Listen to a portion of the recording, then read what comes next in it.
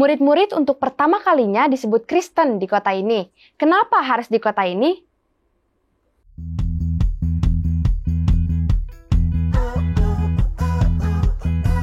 Triwulan ini kita tuh belajar seperti terus ini pergi jauh. Nah, kita masuk ke pelajaran 9 dengan judul Pusat untuk Misi. Kenapa Antioquia itu pusat misinya? Nah, tapi mengapa gereja di Yerusalem itu mengirim Barnabas ke Antioquia, Pendeta?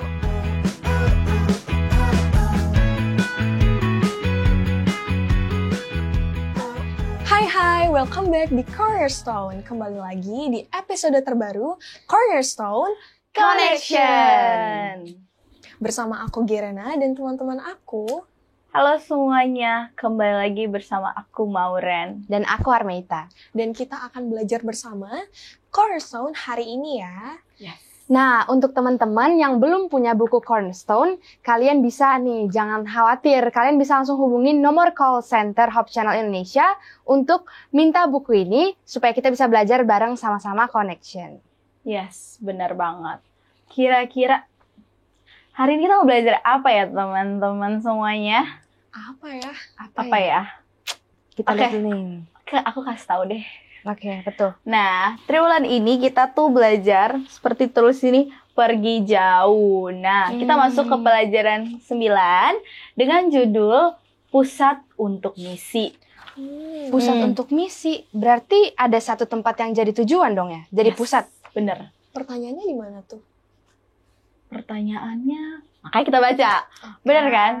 Supaya kita tahu, kita baca dulu. Nah, sebelumnya pasti teman-teman yang baru nonton ada yang belum punya buku kan? Buat teman-teman yang belum punya buku bisa baca di Kisah Para Rasul 11 ayat 19 sampai 26.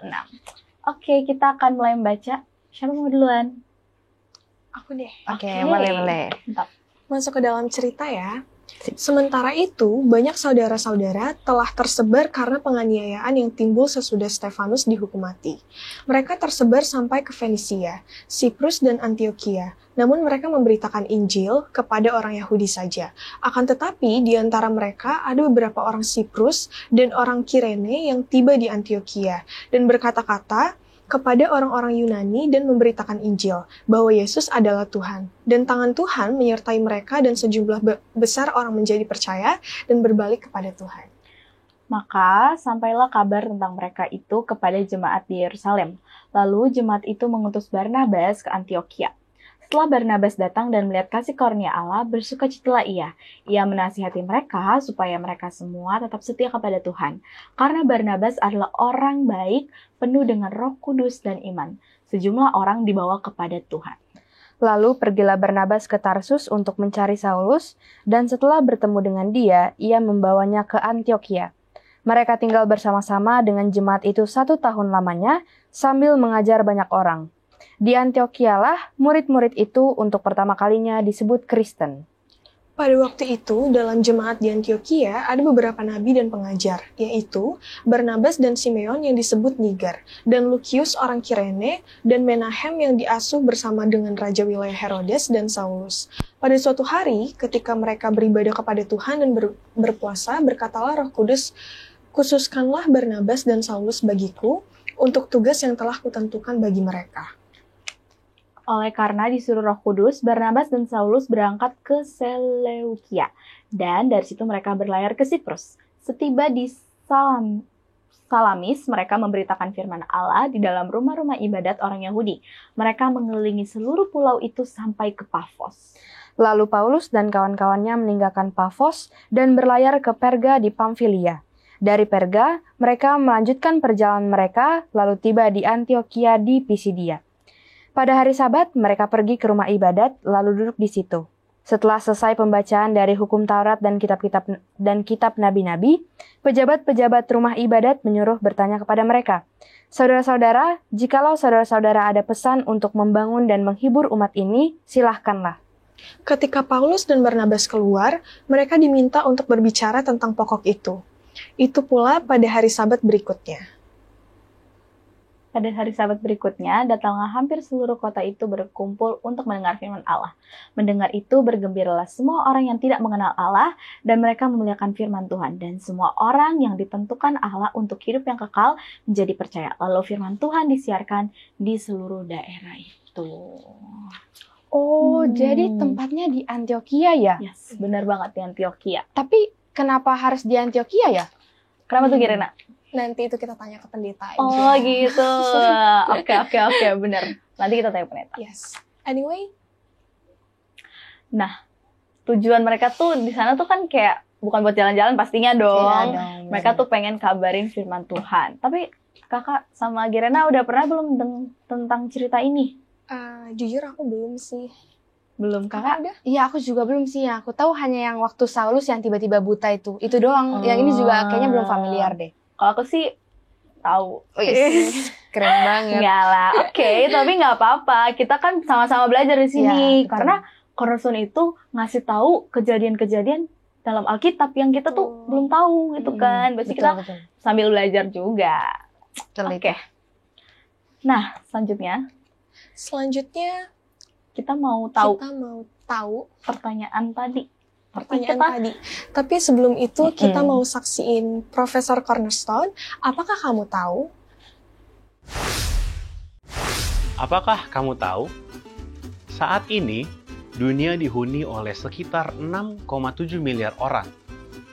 Hanya sekitar 33% atau sekitar 1,2 miliar orang yang menganut agama Kristen, termasuk Katolik, Protestan, Gereja Masehi Advent Hari ke-7, Evangelicals, Mormon, Saksi Yehova, Ortodoks, dan lainnya. Tapi ironisnya, daerah dengan populasi terbanyak memiliki presentasi kecil orang Kristen. Wilayah ini dikenal sebagai jendela 10/40. Apakah kamu tahu negara dan kelompok orang apa yang ada di wilayah tersebut? Di dunia ini terdapat lebih dari 230 bahasa dan dialek utama. Gereja Masehi Advent membagikan Injil dalam 75 bahasa. Yesus berjanji bahwa salah satu tanda akan kedatangannya adalah bahwa kabar baik keselamatan akan disampaikan ke seluruh dunia. Dan setelah itu, tibalah kepada akhir zaman. Itu tertulis dalam Matius 24 ayat 14. Wah, seharusnya info yang Profesor berikan harus jadi motivasi lagi ya, untuk kita lebih semangat menyebarkan kabar baik ke seluruh dunia.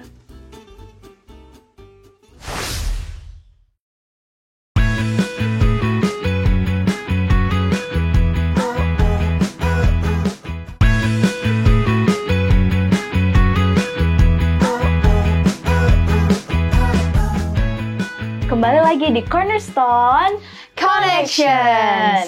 Program ini hadir untuk membimbing kamu mempelajari Alkitab lebih dalam lagi. Dan di segmen ini sudah hadir bersama kita Pendeta Beni Tambun. Shalom pendeta. Shalom. Apa kabar pendeta? Baik-baik ya. Baik-baik Puji puji Tuhan, Tuhan pendeta. pendeta. Mantap, pendeta. Mantap. Nah, tadi kan kita udah baca pelajaran ke-9 dengan judul Pusat untuk Misi. Sekarang kita akan membaca ayat intinya terdapat dalam Kisah Para Rasul 13 ayat 38 dan 39. Bisa dibaca di Alkitabnya masing-masing ya, teman-teman. Jadi, ketahuilah hai saudara-saudara, oleh karena dialah maka diberitakan kepada kamu pengampunan dosa. Dan di dalam dialah setiap orang yang percaya memperoleh pembebasan dari segala dosa yang tidak dapat kamu peroleh dari hukum Musa. Nih Pak Pendeta, kan tadi kita udah baca pelajaran kita nih. Tapi pasti banyak sih yang belum ngerti dari bacaan Alkitab kita tadi. Boleh jelasin apa sih Pendeta judul Pusat untuk Misi dan bacaan kita Pak Pendeta? Hubungannya itu apa? Dan kenapa Antioquia itu pusat misinya? Iya, kita tahu ini kan lanjutan pelajaran Iya. kita sebelumnya, bahwa orang-orang itu yang sudah bertobat itu, orang Yahudi yang sudah bertobat itu, kemudian mereka sekarang menyebar karena tidak diizinkan untuk memberitakan siapa Yesus sebenarnya. Jadi mereka menyebar, mereka pergi kemana-mana, dan penyebaran ini membawa kepada pekabaran-pekabaran lain di mana mereka pergi. Jadi mereka misalnya kalau kita misalnya ke sini, kemudian kita pergi ke luar kota, ya, maka di luar kota mereka memberitakan siapa Yesus sebenarnya. Mereka pergi ke tempat lain, mereka beritakan siapa Yesus sebenarnya. Jadi mereka terus beritakan. Tapi ancaman kan terus datang. Bahwa mereka tidak boleh memberitakan siapa Yesus sebenarnya. Nah, karena ancaman itu ada, maka mulai pekabaran itu juga mempunyai masing-masing bergeraknya. Tapi ada pusat yang ditempatkan di Antioquia. Kenapa Antioquia? Antioquia dianggap bahwa ini lebih aman tempatnya. Tempatnya lebih aman, tempatnya lebih banyak orang yang bisa mau menerima pekabaran. Ya. Selain itu juga pusat untuk orang bisa pergi dari berbagai tempat atau ke berbagai tempat. Jadi itu diambil, itu dijadikan pusat oleh rasul-rasul, di mana kalau ada hal-hal yang mereka butuhkan, mereka pergi ke pusat di Antioquia. Gitu. Jadi Antioquia itu kayak pusat orang bolak-balik, jadi supaya lebih, ya. Terima kasih pendeta. Masih melanjutkan pertanyaan yang sebelumnya nih pendeta. Antioquia dan bukan Yerusalem yang menjadi pusat untuk jangkauan penginjilan, alasannya tuh kenapa sih? Kenapa bukan Yerusalem? Kita tahu bahwa Yerusalem kan ini pertentangannya berat ya, kalau istilahnya. Kan waktu Yesus mati, kemudian Yesus bangkit, murid-murid mulai memberitakan Injil. Masih ingat Pentakosta pada waktu banyak orang yang menerima Yesus, kan itu jadi satu hal yang kalau istilah sekarang jadi heboh ya. Jadi heboh yang membuat heboh yang akhirnya Yerusalem itu memang orang-orang Yerusalem itu ataupun para imam, para orang-orang pada waktu itu yang memang menentang Yesus itu lebih giat berada di sana. Nah, karena mereka lebih menguasai Yerusalem, itu sebabnya agak ke pinggir sedikit, mereka pergi ke Antioquia, tempat tadi sudah saya katakan, tempat juga memang orang datang ke sana, mampir ke sana, pergi dan lain sebagainya, dan juga tempat peradaban pada zaman itu. Ya, jadi tempat peradaban pada zaman itu termasuk di Antioquia. Yerusalem menjadi tempat di mana orang-orang berkumpul pada waktu itu yang memang lebih menekankan pada Yesus nggak ada. Ini pemberontak ya semuanya. Sebabnya mereka lari. Dan pada waktu mereka lari termasuk Antioquia pusatnya dan pekabaran lebih banyak sebenarnya kemana-mana. Oke, terima kasih pendeta. Jadi seperti itu penjelasannya tadi yang tanya. Siapa yang tanya tadi? Kakak ya? Aku. Kamu? Oke, lanjut Kak pertanyaannya. Nah, tapi mengapa gereja di Yerusalem itu mengirim Barnabas ke Antioquia, pendeta? Iya, pergerakan itu kan dari satu tempat pada waktu kecurahan Roh Kudus, kemudian mereka mulai bergerak tempat lainnya. Tapi kan bukan hanya satu orang, sama seperti kita. Kita juga dapat dulu mungkin atau orang tua kita dapat kebenaran ini karena ada orang yang datang atau pada waktu pergi ya ke satu tempat kemudian mendengarkan dan lain sebagainya. Jadi tempat Yerusalem ini jadi satu pusat juga walaupun tempat rasul-rasul di Antioquia pada waktu itu. Jadi pada waktu berada sikanya ada pertentangan, ini boleh nggak sih ya orang-orang bukan Yahudi boleh nggak sih untuk terima Yesus? Orang-orang bukan Yahudi boleh nggak sih mereka itu ikut berbakti bersama-sama, beribadah bersama-sama? Boleh nggak mereka masuk ke bait suci dan lain sebagainya? Jadi pertama-tama itu akhirnya dimintakan untuk menetralkan ini benar nggak semuanya. Maka diutuslah Barnabas untuk ke Antioquia menanyakan pada rasul-rasul ini gimana sih sebenarnya, nah, gitu. Jadi supaya lebih tahu dulu tempatnya tuh kayak gimana sih gitu kan. Terima kasih pendeta. Selanjutnya nih pendeta, pastinya ada dong pendeta kayak strategi Paulus sama Barnabas untuk mengabarkan Injil di tempat baru apalagi kan. Jadi kira-kira apa sih pendeta strategi Barnabas dan Paulus untuk mengabarkan Injil di sana? Iya, mereka mempunyai strategi. Kemanapun mereka pergi, mereka selalu katakan bahwa Yesus itu memang nyata, Yesus itu ada, Yesus itu orang baik, kalau besar sekali ya. Yesus itu orang baik, Yesus itu adalah Tuhan, Yesus adalah penyelamat. Dan mereka kasih kesaksian kehidupan mereka. Mereka kasih kesaksian mengenai kehidupan mereka, dan kehidupan mereka ini membawa satu perubahan bagi banyak orang. Banyak orang yang percaya, dan pada waktu pertentangan ada, kemudian diutus mereka untuk pergi. Waktu mereka pergi ke Antioquia pun mereka dimanapun ketemu siapapun mereka beritakan. Ya, mereka kasih tahu, oh kami ini memang pengikut Kristus. Kristus itu begini loh. Ya, dia sudah datang, dia mati, dia masih banyak orang-orang lain yang membunuh dia, tapi dia bangkit kembali. Tujuannya supaya kita bisa diselamatkan dan lain sebagainya. Kan semua orang mau untuk selamat ya. Saya pikir tidak ada orang tidak mau untuk selamat. Siapapun dia. Ya. Dan pada waktu diberitakan siapa Yesus sebenarnya, bagaimana kehidupan Yesus itu, bagaimana Yesus mati, bagaimana Yesus naik ke surga, dan bagaimana mereka sendiri berubah hidup mereka oleh karena Kristus, itu membuat satu kesaksian yang menarik bagi banyak orang. Dan banyak orang, pelajaran kita mengatakan, banyak orang yang akhirnya datang kepada Kristus, ataupun istilah kita bertobat, ya, untuk menerima Kristus. Dan menerima Kristus walaupun ada pertentangan tentunya, karena mereka bukan Yahudi, ya, yang bukan Yahudi ya, karena dianggap kafir, ini gimana dan lain sebagainya, apakah bisa masuk dan lain sebagainya. Tapi kan itu diatasi bahwa enggak kok, Kristus sebenarnya mati untuk semua. Ya. Terus kita sudah belajar yang lalu bahwa binatang yang turun itu menggambarkan semua orang sama di hadapan Tuhan, tidak ada orang Yahudi, tidak ada orang Yunani, tidak ada orang ini, orang lain sebagainya. Semua sama bagi Tuhan adalah sama. Yang penting mereka itu bisa diselamatkan.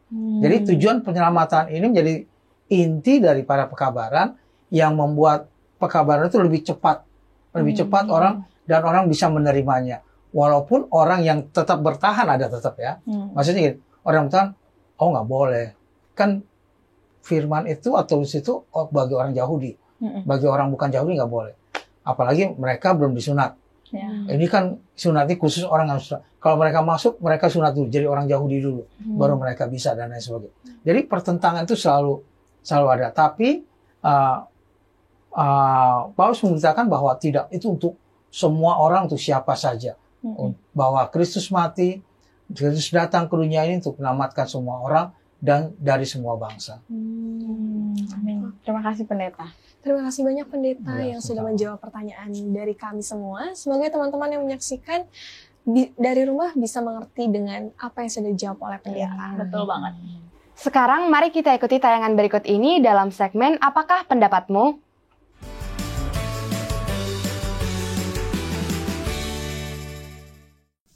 Nama saya Timothy Alexander Lengkong. Saya kelas 12 IPS. Saya dari Perguruan Advent 14 Bekasi. Oke, perkenalkan nama saya Yonatan. Saya kelas 12. Asal sekolah saya dari Perguruan Advent 14 Bekasi. Salam kenal, nama saya David dan saya sekarang duduk di kelas 12, asal dari Perguruan Advent 14 Bekasi. Halo, perkenalkan nama saya Tabita, saya kelas 12 SMA dan saya bersekolah di Perguruan Advent 14 Bekasi. Perkenalkan nama saya Intan Romauli, saya kelas 12 IPA sekarang dan asal sekolah saya Perguruan Advent 14 Bekasi. Ketika seorang mengangkat topik mengenai pelayanan, saya akan berusaha menyerahkan diri saya untuk melayani Tuhan. Nomor 2, ide mengenai bersaksi kepada orang yang di sekitar saya membuat saya ingin bersaksi juga kepada sekitar saya bahwa Tuhan sangat berguna dalam hidup saya dan saya ingin memberitakan Injil juga kepada mereka bahwa Tuhan itu sangat berguna kepada hidup mereka juga. Nomor 3, bagi saya pelayanan adalah pekerjaan mulia. Mengapa mulia? Karena itu adalah tugas bagi kita juga untuk mengabarkan Injil dan melayani mereka yang kekurangan. Yang pertama, ketika seseorang mengangkat topik mengenai pelayanan, saya akan merelakan hidup saya untuk melayani Tuhan dan memberitakan pekerjaan Injil kepada umat-umat yang belum terjangkau. Yang kedua, ide mengenai bersaksi kepada orang yang di sekitar saya membuat hati saya tergerak dan ingin bertuang pendapat atas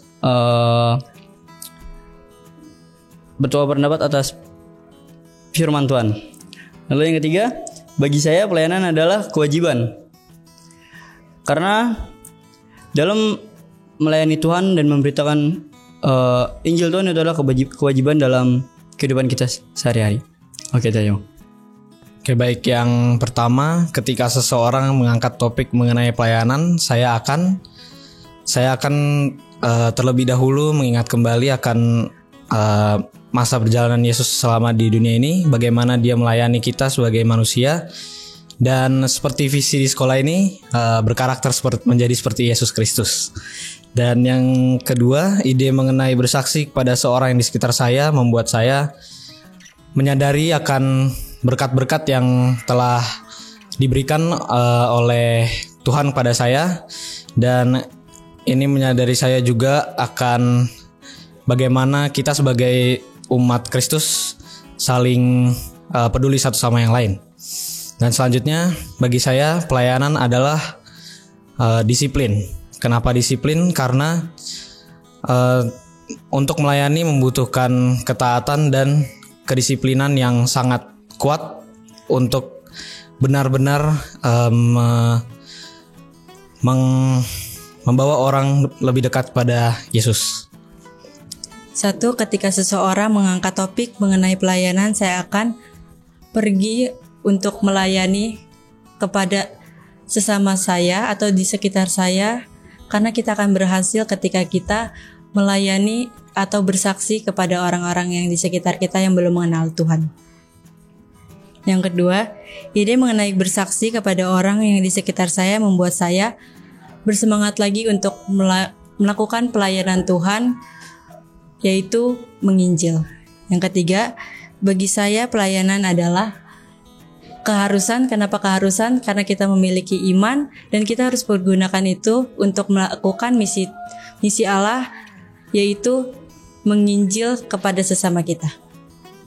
Ketika seseorang mengangkat topik mengenai pelayanan, saya akan turut ikut serta melakukan pelayanan juga sih yang pasti. Yang kedua, ide mengenai bersaksi kepada orang yang di sekitar saya membuat saya tergerak untuk ikut membagikan pengalaman hidup saya ya. Karena yang pertama kasih begitu besar kasih Allah ya, yang pasti sangat berdampak bagi saya, sehingga saya juga secara nggak langsung ingin ikut membagikan kasih tersebut agar orang-orang lain juga merasakan menikmati transformasi perubahan yang begitu besar yang signifikan di hidup saya. Yang ketiga, bagi saya pelayanan adalah investasi. Kenapa investasi? Karena ada yang tertulis di Galatia 6 ayat 7. Asik. Tapi ini serius. Karena apa yang kita tabur itulah yang kita tuai. Jadi selain membagikan melakukan perbuatan-perbuatan baik, itu juga sekaligus saya menabung untuk menuai di indahnya surga.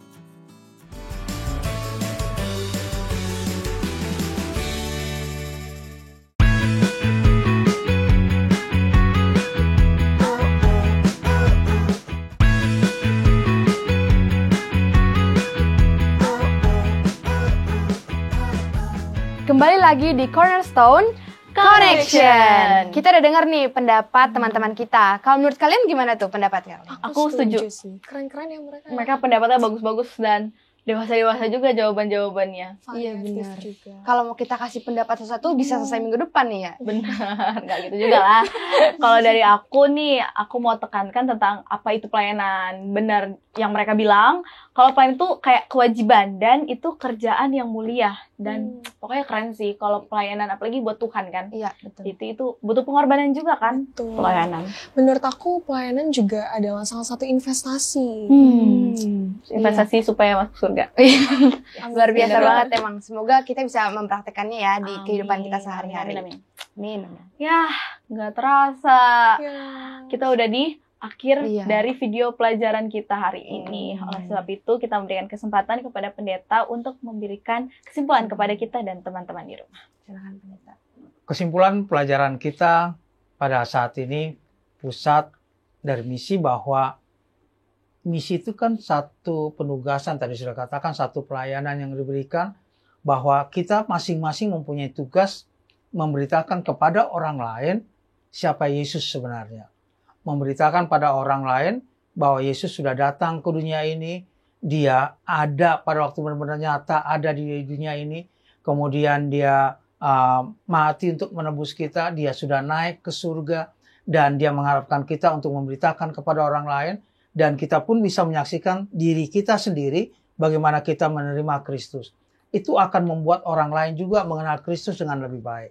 Nah, kalau sudah mengenal Kristus dengan lebih baik, maka kalau ada pertentangan seperti zaman dulu, maka lari pada pimpinan, kepada rasul-rasul pada waktu itu, kemudian rasul-rasul mengumpulkan semua orang-orang dari berbagai tua-tua, ya, kemudian mereka mengambil kesimpulan, dan kesimpulan itu pun diterima oleh semua orang. Jangan juga sudah diambil kesimpulan, udah kita serahkan sama pimpinan, tapi nggak mau juga menerima hasil dari pimpinan. Jadi apapun itu pada waktu diberikan hasilnya, maka mereka mau untuk menerima akan kesimpulan yang sudah diberikan. Ada pusat, ada tugas bagi masing-masing kita untuk membawakan misi siapa Kristus sebenarnya. Terima kasih pendeta. Terima kasih pendeta atas kesimpulan yang sudah diberikan. Dan sekarang kita akan menutup pembelajaran kita pada hari ini. Dan kita mau minta kesediaan pendeta untuk mendoakan kami yang di studio dan teman-teman yang di rumah. Baik, kita berdoa. Bapa di surga, kami bersyukur atas pelajaran yang Tuhan berikan bagi kami.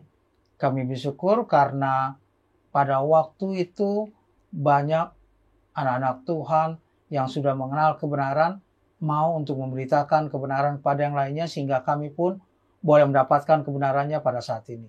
Kami pun akan memberitakan kepada orang lain. Tolong Tuhan tuntun kami dalam semua kegiatan-kegiatan kami untuk memberitakan siapa Kristus sebenarnya. Memberkati semua orang-orang muda dimanapun mereka berada, dalam tugas, dalam segala pendidikan mereka, juga dalam segala sesuatu yang mereka lakukan. Yang sakit, Tuhan berikan kesembuhan, dan yang dalam kesusahan dan berseru pada Tuhan, Tuhan kiranya jawab seruan doa-doa mereka. Karena kami berdoa dalam nama Putra Yesus Kristus, Tuhan dan Juru Selamat kami. Amin. Amin. Oke teman-teman, itulah pelajaran kita pekan ini. Terima kasih kepada semua teman-teman yang sudah setia mengikuti program ini, terutama kepada Pendeta Beni yang sudah menjadi narasumber kita. Terima kasih banyak Pendeta. Tetap semangat mempelajari firman Tuhan, dan kita pasti akan menemukan pembelajaran-pembelajaran berharga dari setiap cerita yang bikin kita takjub sama kebaikan Tuhan. Sampai ketemu teman-teman Hope Channel yang selalu setia mempelajari dan belajar firman Tuhan melalui Cornerstone Connection.